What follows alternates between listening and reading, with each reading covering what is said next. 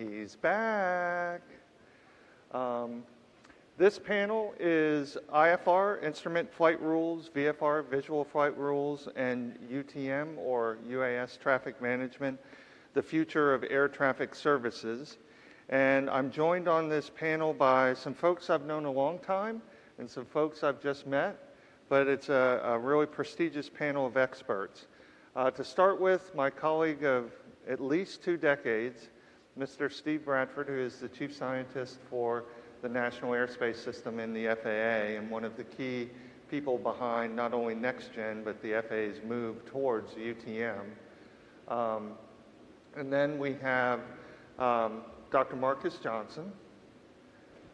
Yep. That's me.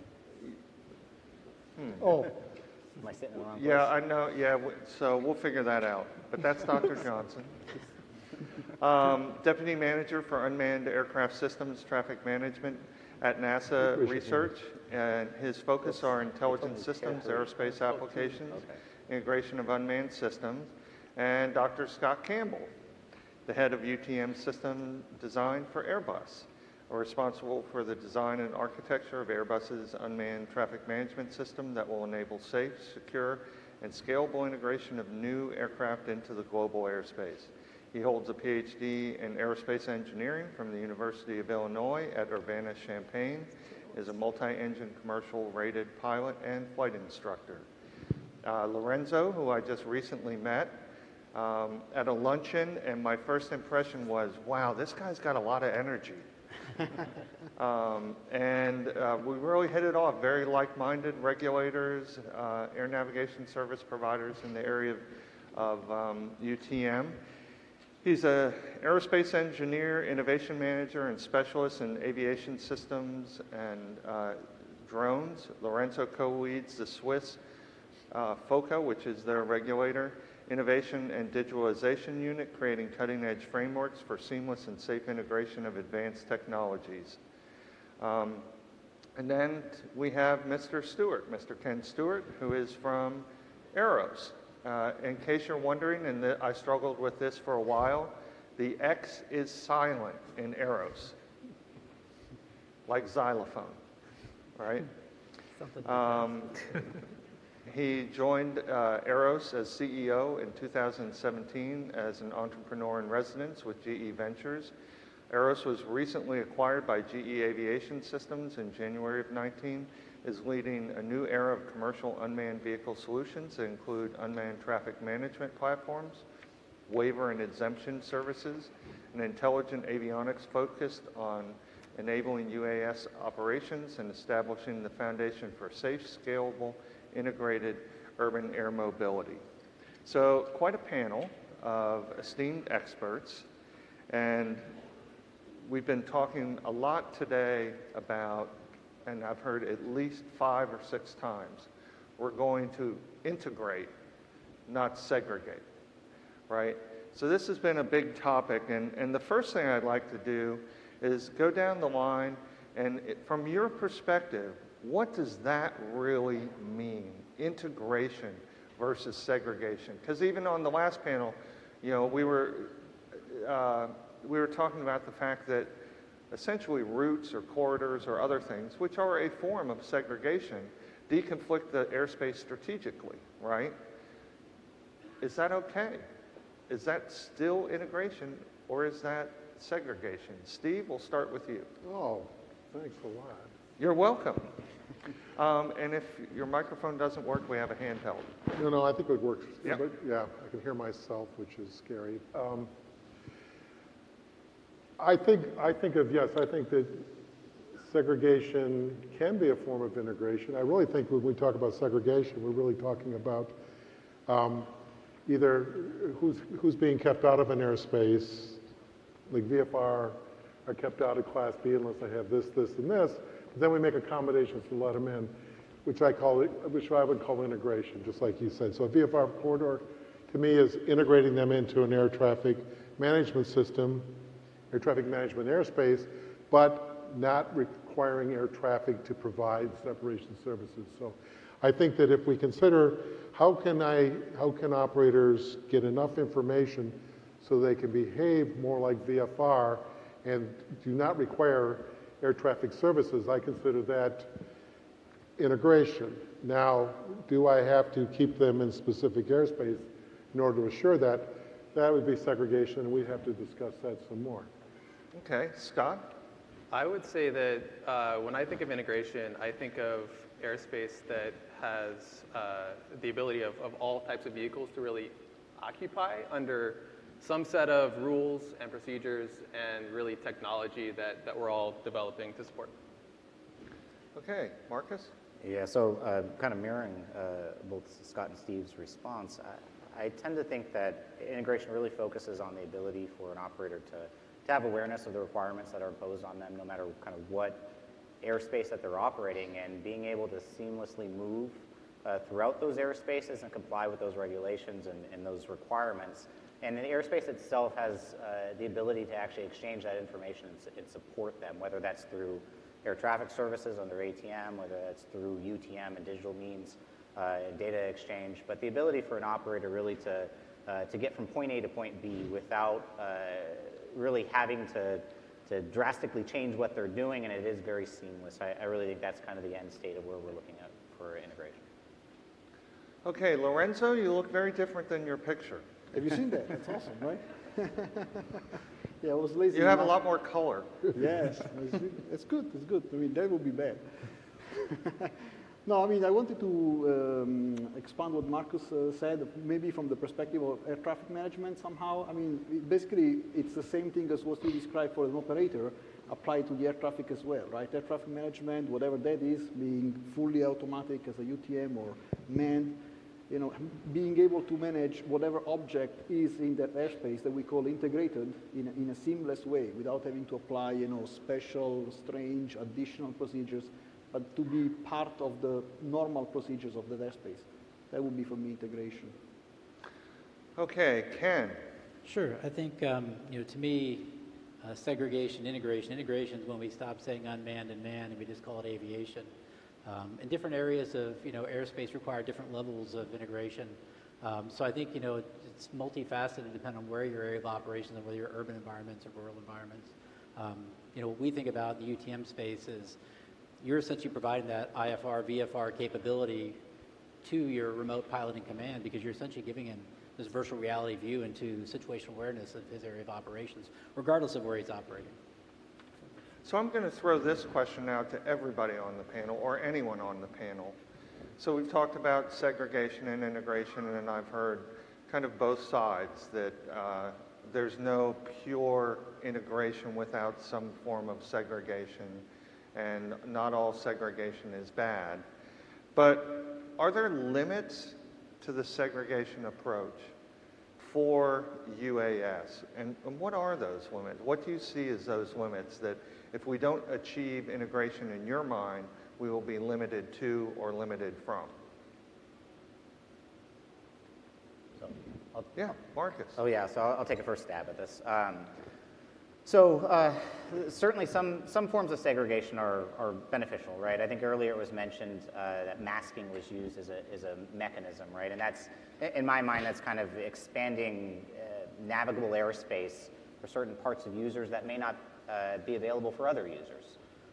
So some segregation is kind of naturally inherent in the system that can be very beneficial for certain operators. I think where you start reaching limits is when you do, as Stephen mentioned, is you start imposing restrictions. Segregation is, in my mind, broken into two areas. It's self-segregation, where I'm saying I'm really going to organize my operations within a certain piece of the airspace, versus restrictive segregation, where I'm actually saying other people can't come in this airspace because I don't have the level of safety that's necessary. Where I think it gets very destructive in the latter case, where you have this restrictive environment where you're basically limited by the lowest common denominator. If I don't have that appropriate level of capability, that now impacts the available airspace for other users to utilize. And if we think of airspace as kind of a utility that should be available for everyone, you know, assuming that they can meet the requirements for safety of that airspace, I think restrictions really imposes both a cap on the users of that airspace as well as the UAS users of that airspace as well as other users. And I think that's where you really start having the problems.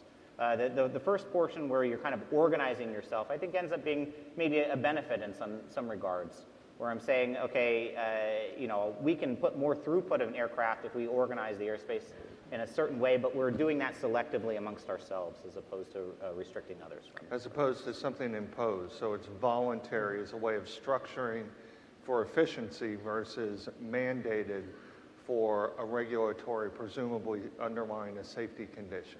Absolutely. Okay, so since NASA is obviously key with their industry partners to UTM, how is integration achieved under UTM? So UTM, to some extent, it mirrors what I had mentioned, where we are effectively working with industry on finding ways on organizing safe mechanisms for the airspace. I'll use one example service, strategic deconfliction, where operators, in order to provide a more safe environment between different UAS operators, they're declaring intent, this is what I want to do in the airspace, and then they share that intent information with other UAS operators such that they can deconflict with each other.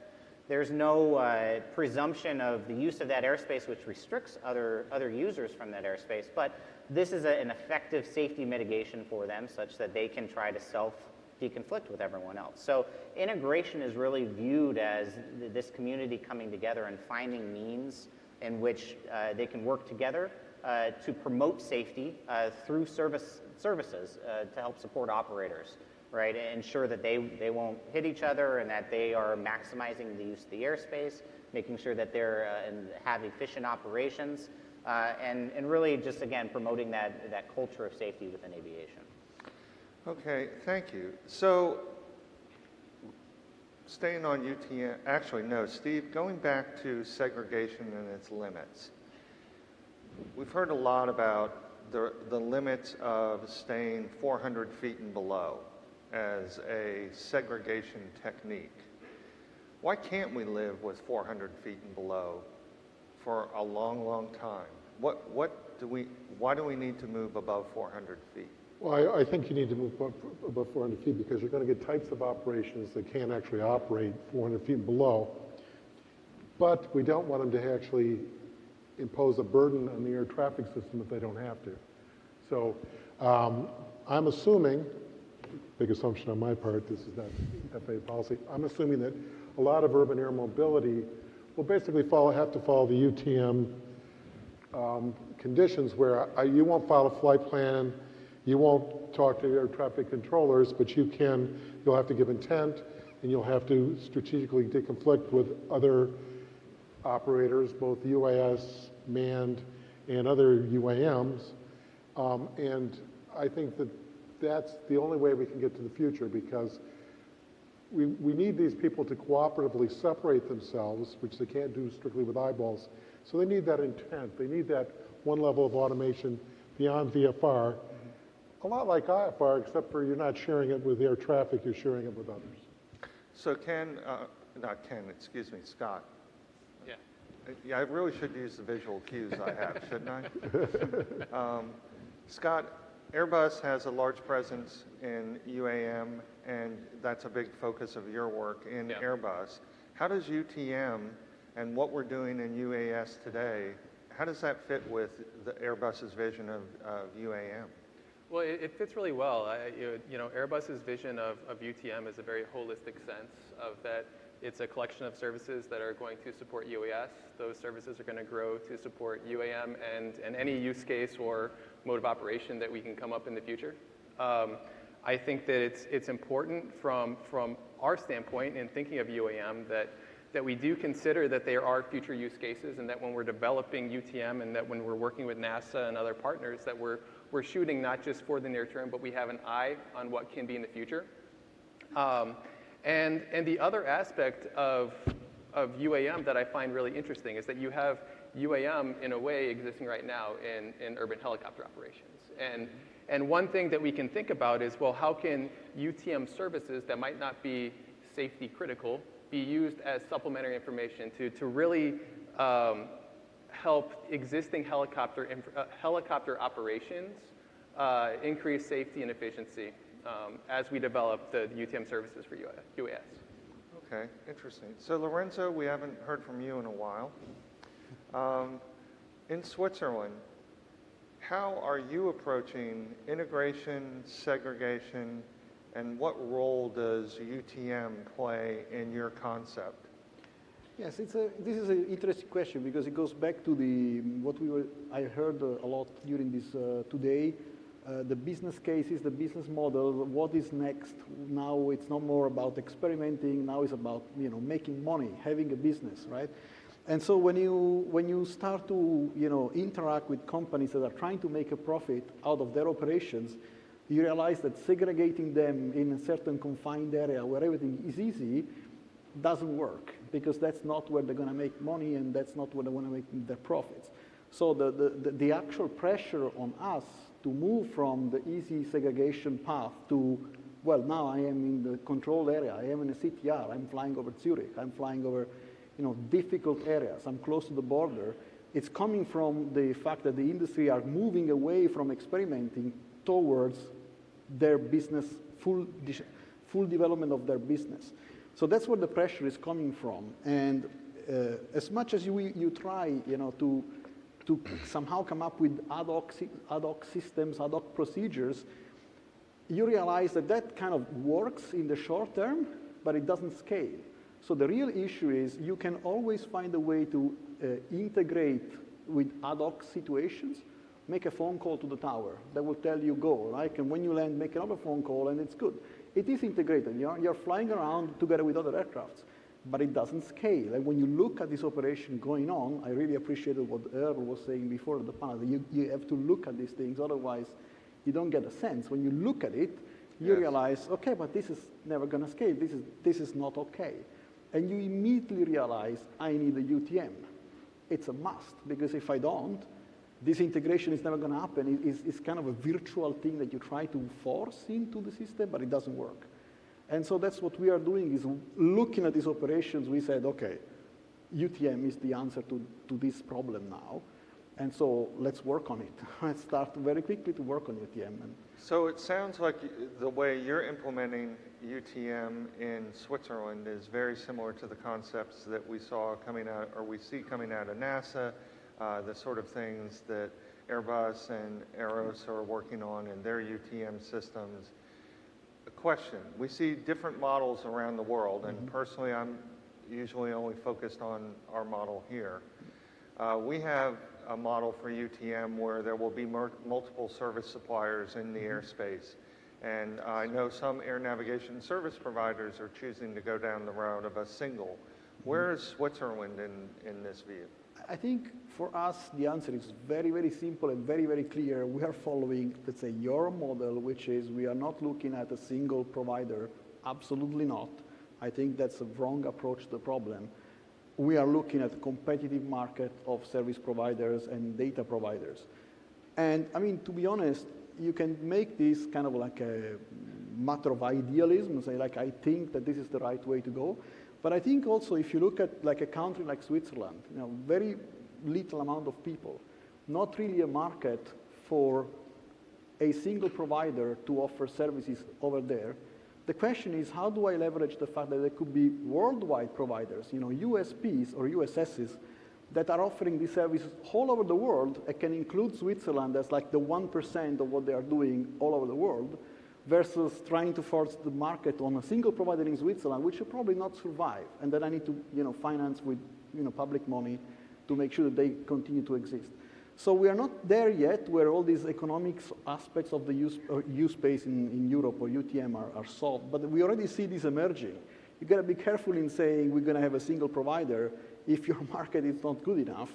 And if it is, then you got to be careful, because how are you going to compete with those that are providing services all over the world?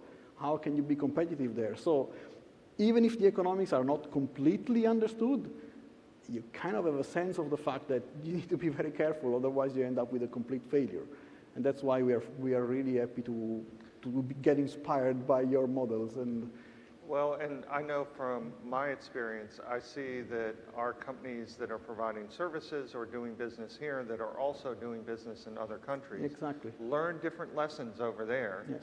and they bring those ideas back to the U.S. And likewise, some of the things that we've invented here have made their way overseas. Yes. Again, enhancing this whole safety network around the world for UAS. So let's stay on UTM, but I want to focus on something a little bit lower, or tying it back to IFR and VFR. Or Ken, what do you see as the important guiding principles to UTM that are the analog or the, like the rules associated with IFR, VFR? Not a separation standard, but the concepts. Sure. I think first and foremost is, safety of the national airspace is first and foremost. Beyond that, it's really this trusted framework of, you've got policy, you've got persons, you've got technology and processes, and all those have to translate from the two environments we have today and really come together at some point to really merge these two entities together. So from our two service suppliers, manufacturers, how does in your concepts, how does UTM coexist in the airspace with IFR traffic and VFR? Because it's one airspace, and we already provide two levels of service. It seems like we're providing a third. How does that all work in your concepts? Let's start with you, Scott. Yeah, sure. I think underlying all of this is that there's both trust and security in the data exchange, both between the service providers and then also between the service provider and the authority. I think that there are layers of services. So you have just informational service layers that are kind of the initial rollout, where things like, if we get machine readable NOTAMs, that is like a big help. Wouldn't we love that? Yes, absolutely. You would have so many friends on the manned aviation side if you rolled that out. Well, yeah, and it's basically getting authoritative Steve, you should sources. work on that. Thank you, Jay. It's getting authoritative sources that we can use in our products to give the right level of information to the people that are operating so they can do it safely. That's really the bottom line. I think as far as intermixing UAS, IFR, and VFR, I think the LAANC program is a great first step in doing that. I think that when Airbus, when we think of UAM, obviously that's altitudes that are above the facility maps. And so that's an interface that we're excited to work with the FAA regulators around the world to kind of figure out what that interface looks like and what makes sense. And I think that again, as we look towards the future and what type of services UTM is really providing, it is centered around making sure that the airspace remains safe when you have off-nominal conditions. So that is doing the correct amount of alerting and notification to other stakeholders in the airspace, whether it is other service providers, operators, operators of manned traffic. And really, I guess the kind of wrap up, the perspective is to make sure that whatever we're developing does not negatively impact the operations we currently have in the airspace and maintains the level of safety and security that we expect in an aviation system. And that's really the goal. Okay, Ken from Yeah, Harrison? so I think it's very similar lines. It's about automation and scale. Today, being part of GE Aviation, they already do a lot of flight management systems and avionics, and they have a lot of connected data already today, but they also incorporate voice and visual data. And so we're taking that and essentially building that out for all altitudes and digitizing that data so that you'll now start seeing like things like FMS and those types of applications really in unmanned aircraft as well. So this is a question for Lorenzo, Steve, and Marcus. Well, you're the real regulator.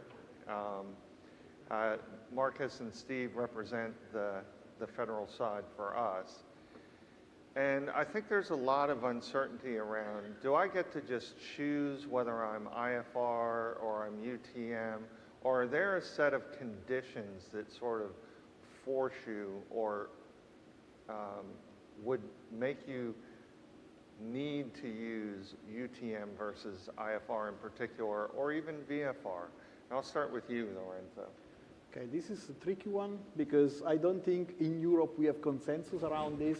So I'll give you my opinion. Well, but that's helpful. But that's, yeah, exactly. You know, when we don't have consensus, it's helpful for people it's to good. understand that. And I had a chat with Marcus a couple of weeks ago about this topic, and I know that he will warn me about. Then we'll go to about Marcus this. next. Yeah, We can hear what he Steve said. next. Yeah, and also, I'll go to Marcus yeah. next. So the point is that, I mean, the way we are looking at it, even if it is very difficult to look at it this way, is that at the end of the day, it's a matter of flight rules, right? And a matter of airspace structures that you will create where these flight rules apply.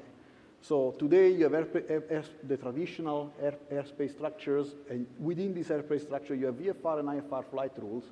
So I can leap forward and say, well, I need an airspace structure for UTM or U-space, within which I will have UTM flight rules. Right? This would be one extreme, but these would be rules that apply to everybody.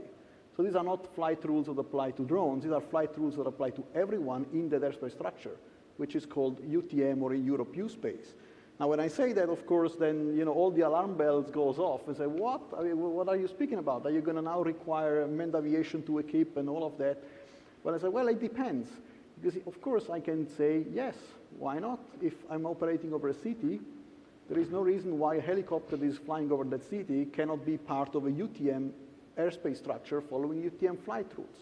Right? So this is a way to look at this. Maybe it's a bit extreme, but I always like to kind of like a vision where I would like to point at, and say like, yeah, this could actually work if we are able to create these airspace structures and the applicable flight rules in a way that is consensual, or at least not blowing up the whole system.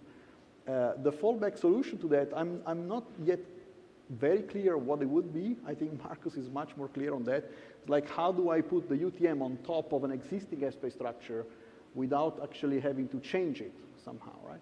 So this, I think, in Switzerland, Europe, is very, very difficult, because it somehow means that I'm touching something that already exists, and I'm trying to modify that.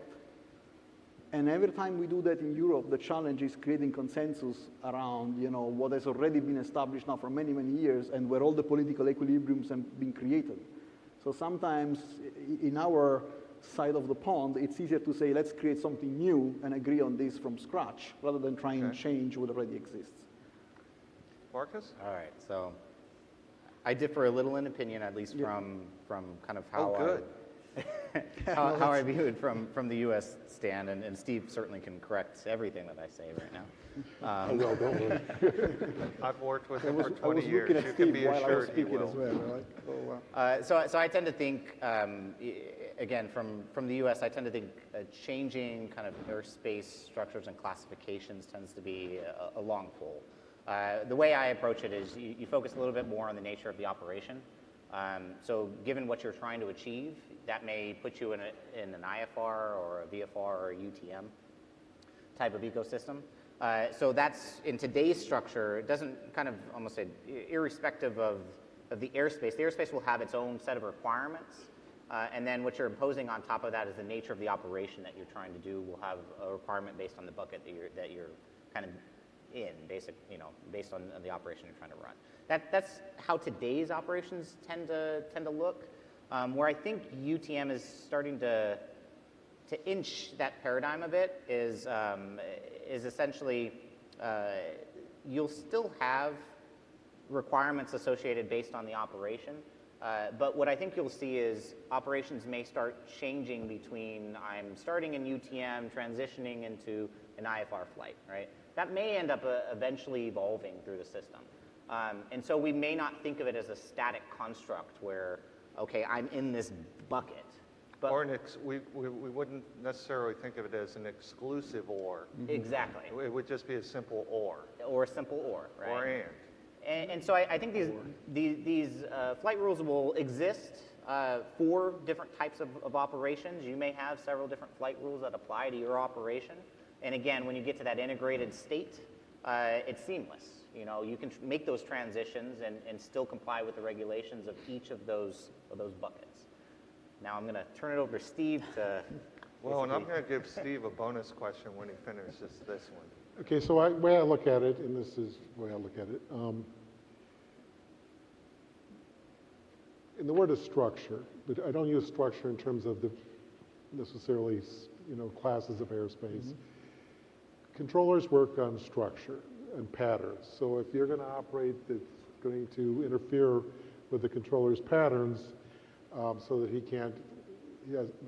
or she has a hard time doing their separation function, I think you'll have to be in IFR so that you can behave with the other traffic. If we can structure it so that you're not interfering, then I think it's to your advantage not to be in IFR, because back to, if I let you fly, if you're flying with IFR traffic, now I'm worried about how many vehicles can our aircraft can a controller accommodate at the same time. I may have to get into demand capacity balancing with you. So there's a whole human factor side of being in IFR that you probably don't want to be there unless you have to. If you have to, then we have to figure out the way to easily go from UTM into IFR and back out of it. Unless you have a person on board, I never see how you could be quite VFR, because I can't quite see how we're ever going to totally replace the eyeball. So you have to have information.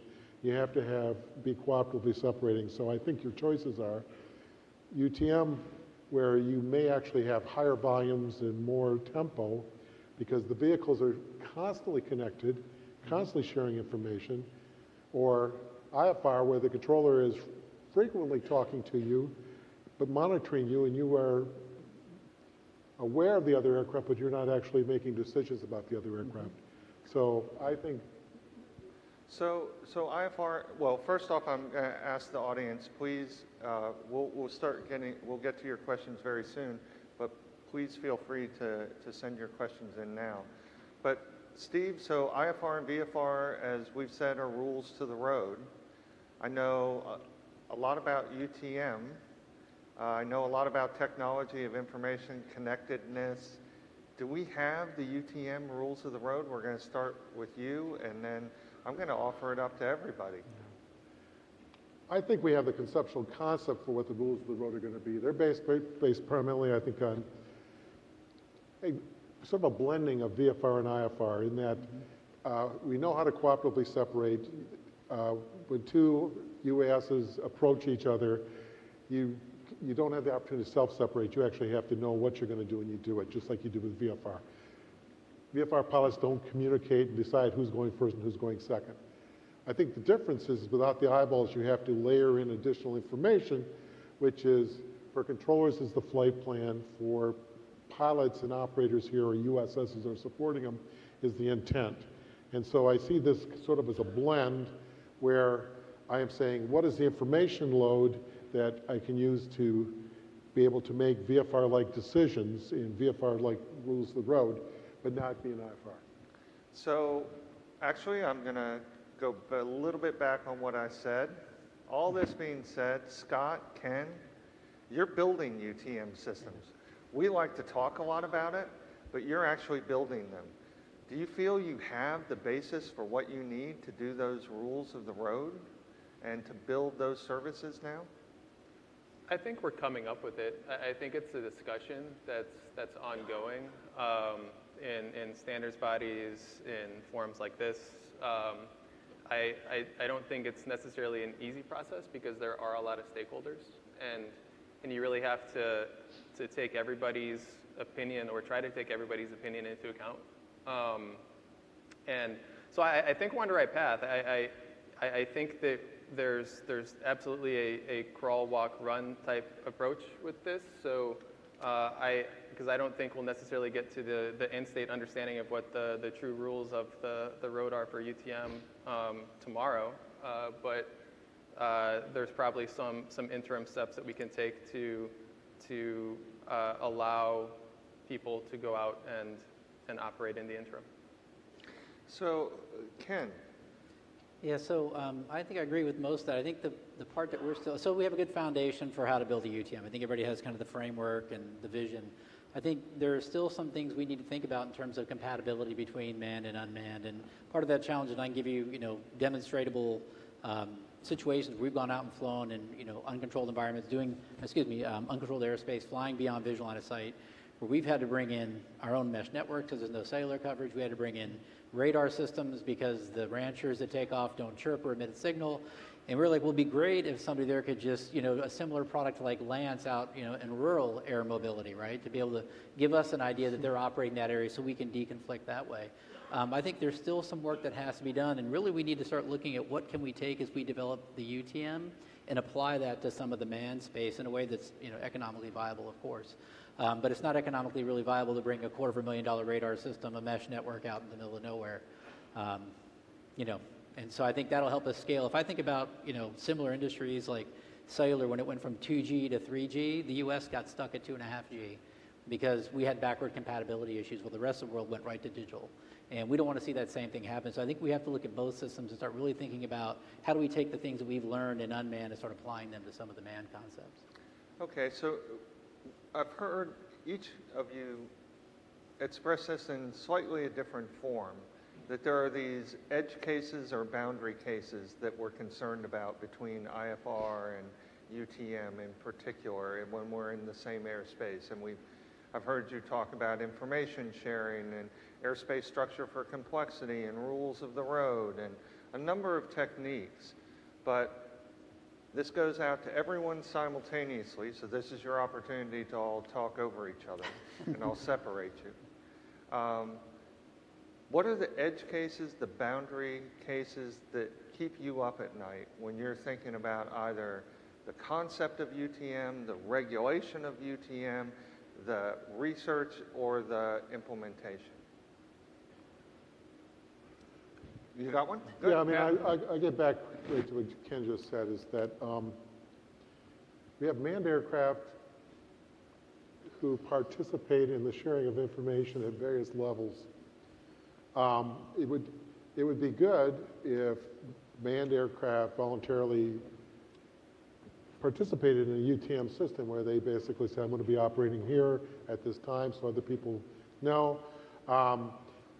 It'd be nice if when we finally get remote ID, if that's a cheap, easy way for them to tell other operators in their airspace that they are there. I think UTM offers a lot of opportunities that ATM, Manned aviators. manned aviators, in airspace where you have higher requirements, it's more expensive and harder to implement. I mean, we'll have a lot of people who can still fly IFR without ADS-B out. Mm-hmm. And a lot of that has to do with cost, et cetera. Not everybody wants to hide. Most people just want to avoid cost. So I think that that's where it's an edge case that I don't worry about, but I'm optimistic about if we can just try to get more people to participate. Yeah, I'll Marcus? piggyback on that because that was the example I was also going to use. So Well, Ken beat us to it, by the way. So yeah, I mean, the one that really keeps me up is the situation in which I have a UA that more or less loses link. It is maybe even a failed state, so I'm not even inherently sure whether it's following its contingency management procedure that was automated on board the system or pre-programmed. And the USS is telling others that, hey, there's a failure that's happened, be aware, but there's non-connected manned aircraft that are out there that really have no means of getting this information, right, or chose not to get that information. I mean, one thing we do know through many of our flight trials is these small aircraft, they're really hard to see. I mean, particularly if, they're below you and they get lost in clutter, the cluttered environment. So, that particular use case, whether it's a GA pilot, a glider, air balloon, some, folks that are out there that aren't really communicating to date, really, it does become a bit of a challenge and a hazard for them. If they aren't getting this UTM information, which shares where everyone's at, it shares those off-nominal states. It's that unknown hazard that's really hard to address if you don't make changes to others, in the NAS, if they don't make changes themselves to reinforce safety for everyone. Lorenzo? Mine is more of maybe a regulatory nightmare or a legal nightmare rather than a technical one. It's like, again, when you start to explore implementation of UTM in an attempt to be integrated, you start to touch, let's say, ATM regulation. And if you are not familiar with ATM regulation, you have no idea how bad that is if you try and touch it. I mean, of course you are, right? I was not at the beginning of that. Like, wow, this is really hardcore stuff for very, very good reason, right? So the challenge is that you have an established system that works perfectly for what the objective is. And we heard this morning, it was very good, like the safety of the day-to-day operation. How do you achieve that? You know, you achieve that by repeatable, boring, consistent, proceduralized patterns, and you're trying to somehow integrate into that something different. However, there is no real room for experiment. You don't have a test site for that. You know, I cannot say, let's create a test site where I can test how the ATM, UTM integration works over Zurich. I actually have to do it over Zurich. There is no other way to do it. And the challenge in doing this is that you have to actually go and touch the regulatory framework of ATM while at the same time developing the one for UTM for which you're not sure. Right? So this is really, really a challenge. Doesn't sound like something we'd be particularly good at either. We're not practiced in that. No, this is really, for me, extremely complicated, especially because the controllers, with the amount of responsibility that they have, they don't want to do that because they are also part of the test, but at the same time they are providing, real time and and so this link and how are we going to do this experimentation live? This is really what I don't yet grasp, in legal terms. Not technologically, I understand, but the legal aspects of this, it's still for me the main challenge, and I'm trying to get lawyers to work for me to answer this. It's really a big challenge. Yeah, I could connect you with a few I know. Yeah, this is good. They're very helpful. No, they really are. They are. I think that's an important sort of turn in the discussion, because so often UTM is technology focused. And when we talk about policy, we're mostly talking about policy to ensure that we can accept UTM in some form as a standard.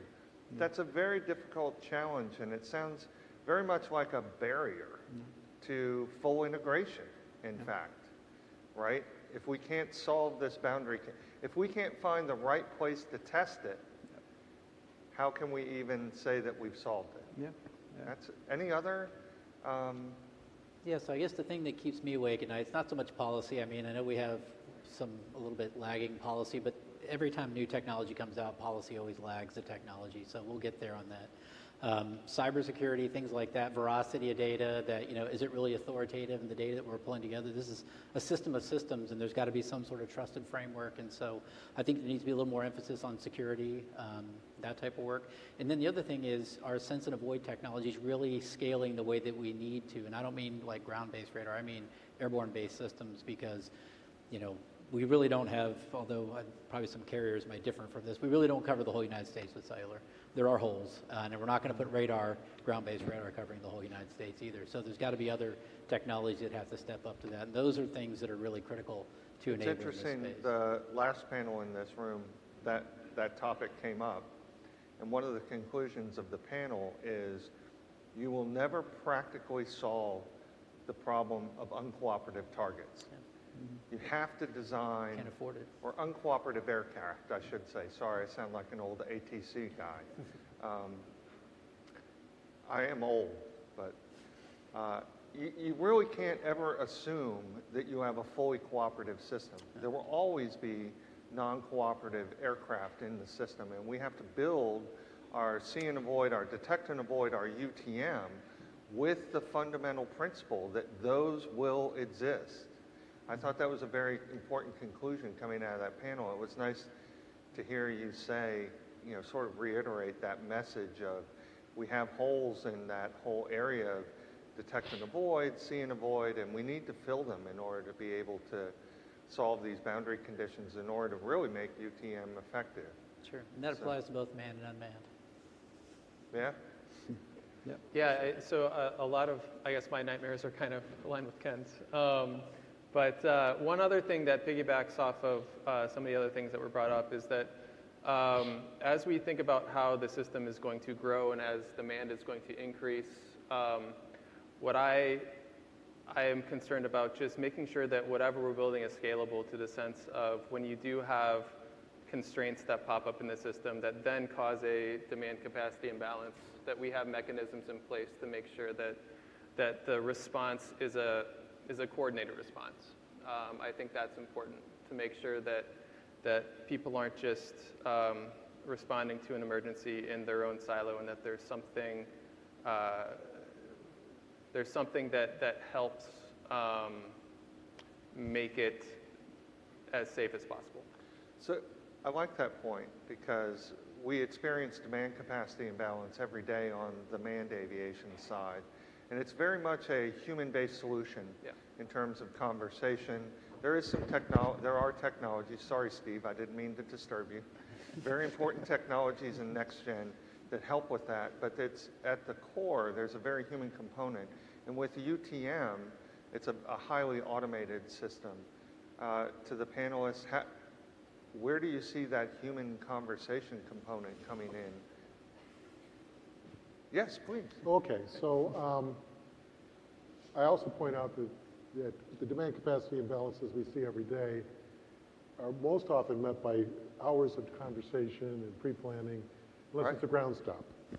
I know that these operators don't want a ground stop. So I think it has to be highly automated, which means that the conversations have to happen the first time we implement it, the second time we implement it, the third time we implement it. And from my perspective, the industry can come up with proposals on how to do demand capacity balancing.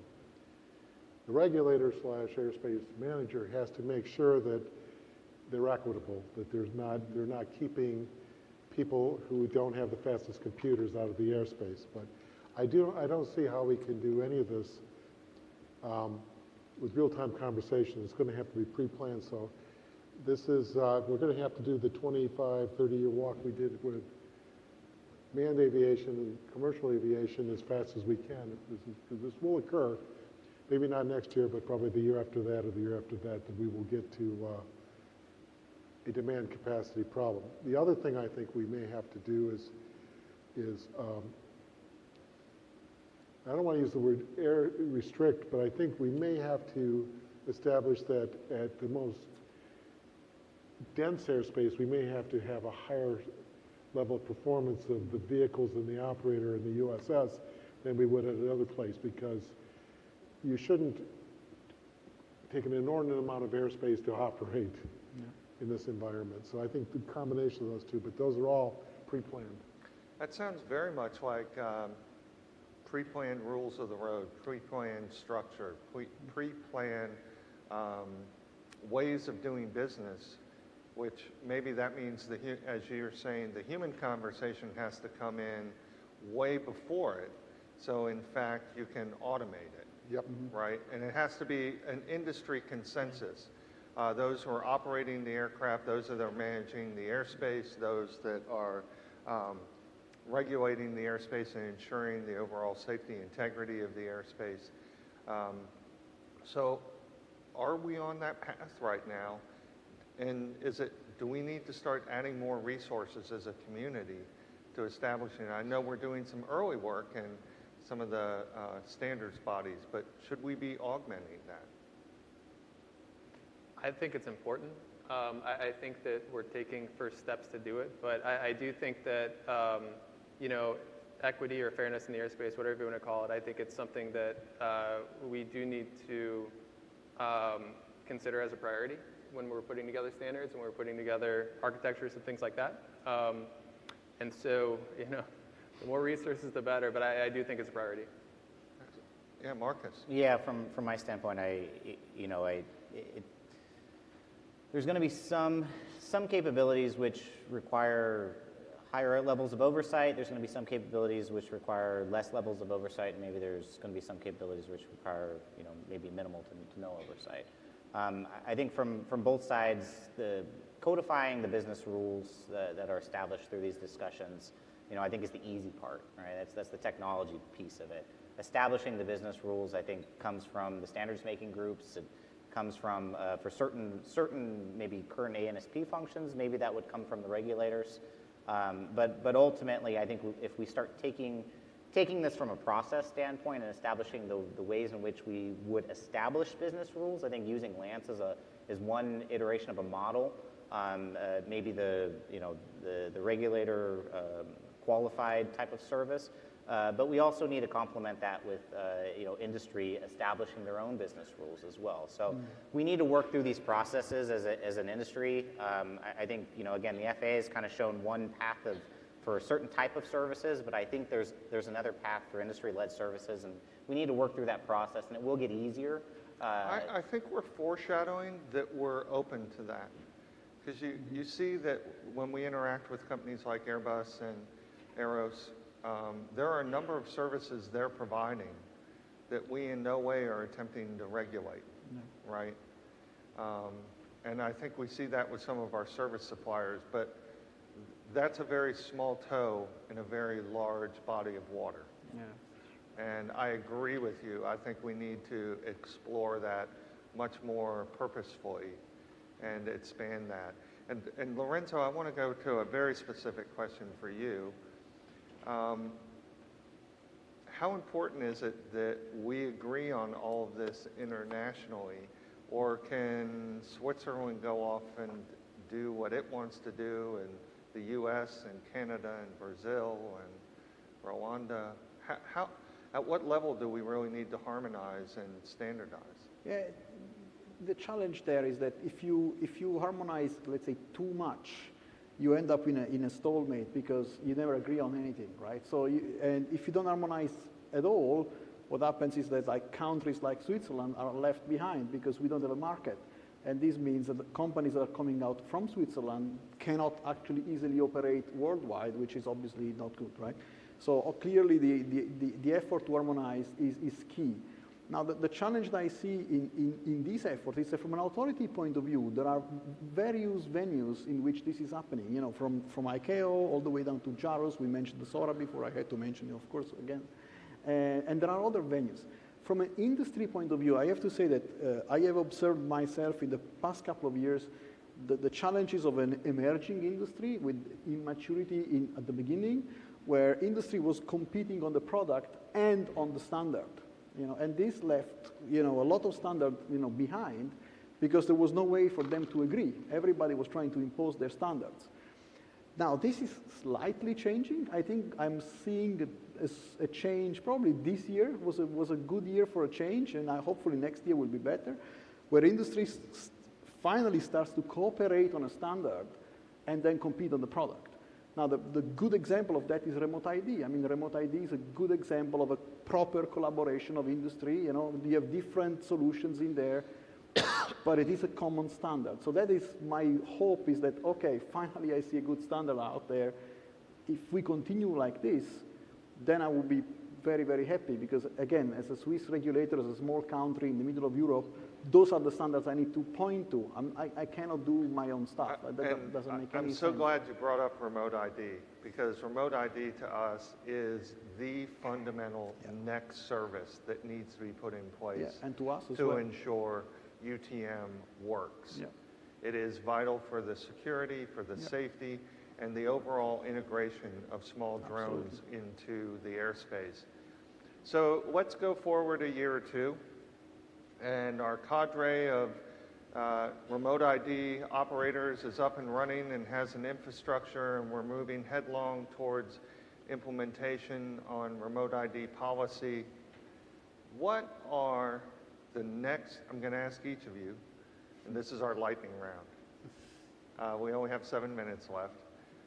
What are the three most important services, from your perspective, what are the three most important services after remote ID? UTM services after remote ID. Marcus, I'm going to let you, you have a very thoughtful look on your face. That's my Down, my stable phases. Yeah, I'm always thinking. So, yeah, so the way that I envision right now is after remote ID, I think folks are really going to start focusing on ops over people and beyond visual line of sight. I think those are kind of the next two areas where a lot of business will be generated from kind of overcoming those hurdles. So in terms of ops over people, I think services that support operation planning and really a knowledge of not only where I'm flying within my visual ability, my visual acuity, but over that horizon, over that hill, being able to have a good enough situational awareness. I think having services to help support that are important. Compliance monitoring or conformance monitoring, being able to know that I'm flying, if I design a route, I'm staying within the tolerances of that route. Required navigational performance. Required navigational performance. So in some senses, I'm declaring my intent within UTM, and I'm going to stay within that intent, and UTM service provider is going to help me stay within that intent. And then the third one, I think, ends up really underpinning the ability to start separation, and that's strategic deconfliction. So really starting to deconflict that intent with other operators. We see that very kind of within our UTM testing being really kind of very essential for having multi-aircraft operations around each other. Okay, Ken, your head's nodding a lot. Oh, sure. So yeah, I think strategic deconfliction, everything starts there. I mean, we talked about all the conversations that have to take place. That's the first. But I think, much like we have LAANC and other applications like that, having access to he talked about all these advanced kind of operations beyond visual line of sight, over people. If people are going to fly these operations, they generally need waivers and exemptions. How do I validate that they actually have that? Where's the authoritative system that somebody can come and bring that to my system? And then I can validate that, because there's something we all never really talk about in this room, which is insurance. And so how do I keep my liability at a certain level that I know that the person coming to the system does have those capabilities? So think of authoritative registries. And then the other piece would even be, how do we automate the waiver and exemption process? How do we make that much more fluid than we have today, which is a pretty difficult process for many of the people that apply for them today. Those are probably the areas. And I think about that as being not necessarily part of a UTM, but certainly a subsystem under that, providing a service for people to come to those systems to be able to fly those advanced operations. That's a good perspective. Scott?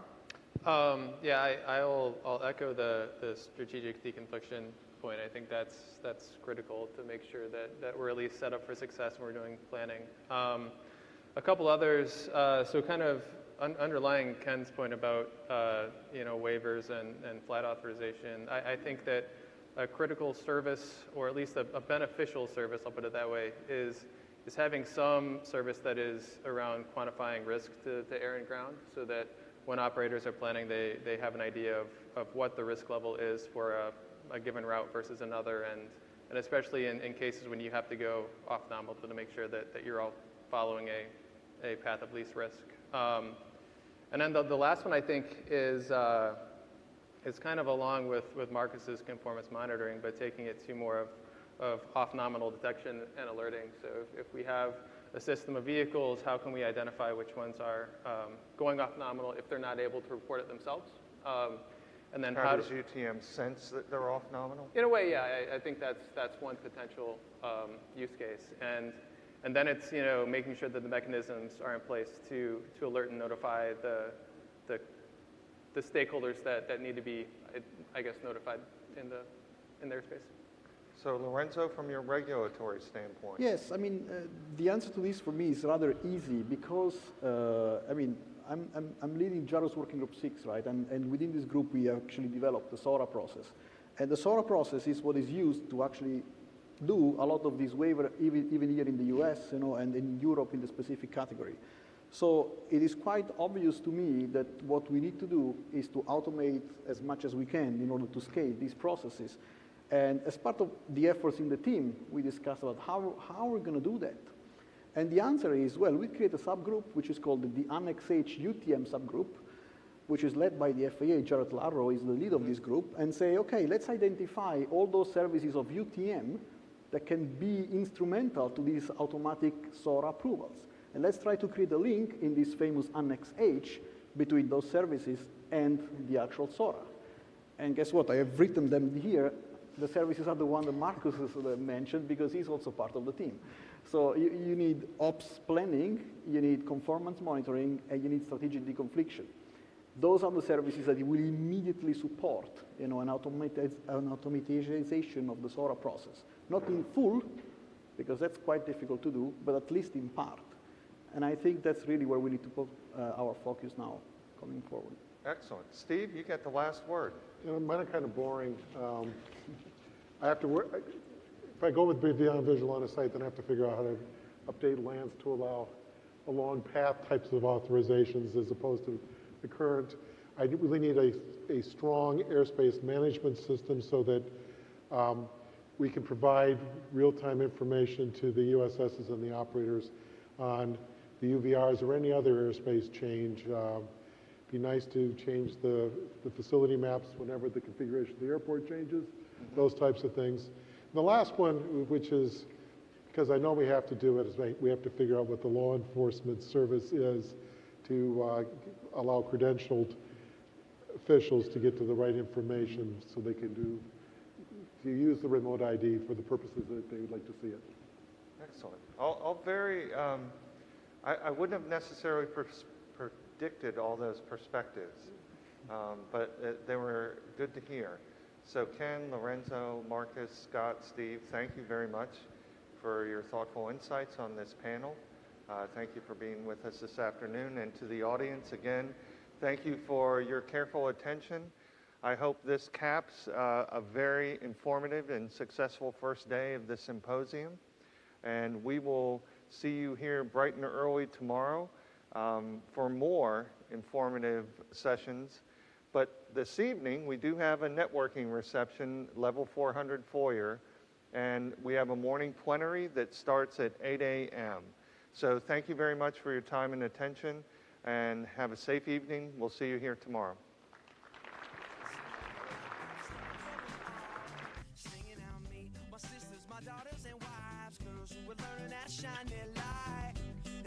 Some of your life, you will stand for them all, singing out.